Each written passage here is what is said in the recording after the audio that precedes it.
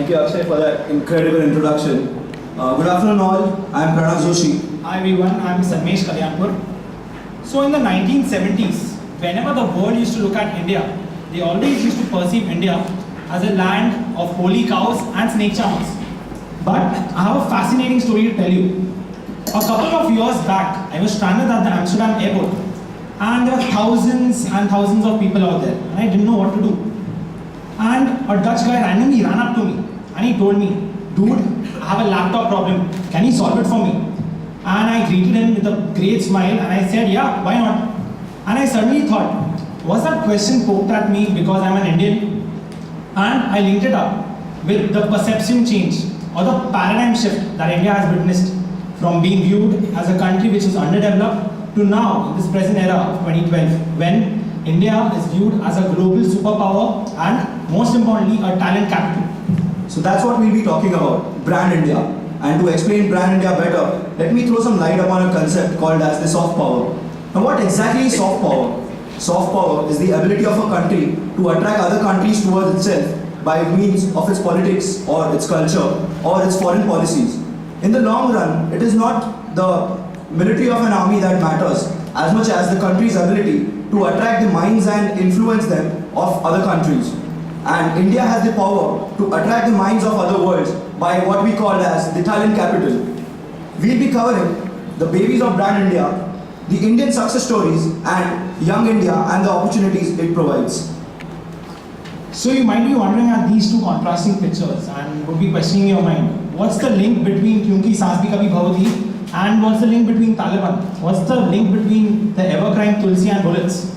Well, I'm sure that not many people out here know that Kyunki Saas Bhi Kabhi Bhahu Thi was one of the most famous serials in Afghanistan.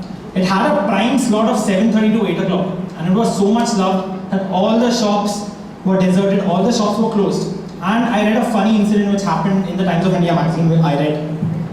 In that article, it had been written that on a day, a gang of thieves decided to rob an entire jewelry store.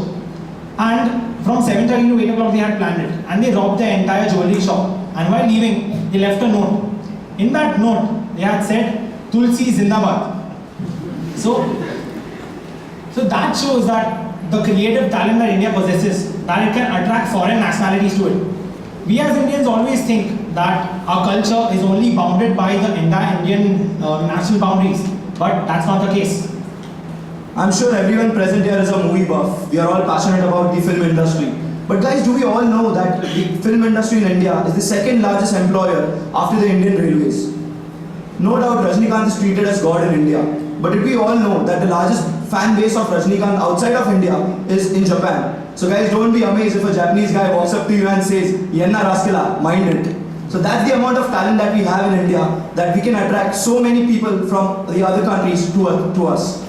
Hey Pranav, which football team do you prefer? I support Manchester United. But Sanmesh, I always wondered, I've never been to Manchester, nor have I seen a live match of Manchester United playing.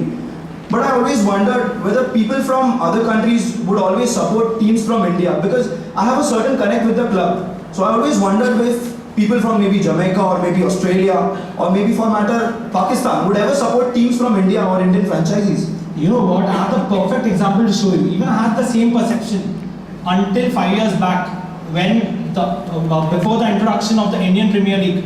As we all know, the Indian Premier League, Manoranjan ka baap. Because of the Indian Premier League, we have the Polars, we have the Hussies, we have Clarks, we have everyone playing for the Indian cities. So it's a global representation. So that allows a Jamaican or a Pakistani to support a Mumbai Indian or a Kolkata Knight Riders team. That's what global India is all about. And I had a bumpy ride on my way to college. You know, India is known for its terrible roads, but the Airtel Indian Grand Prix has changed the perception of the world and also of us Indians of looking at roads.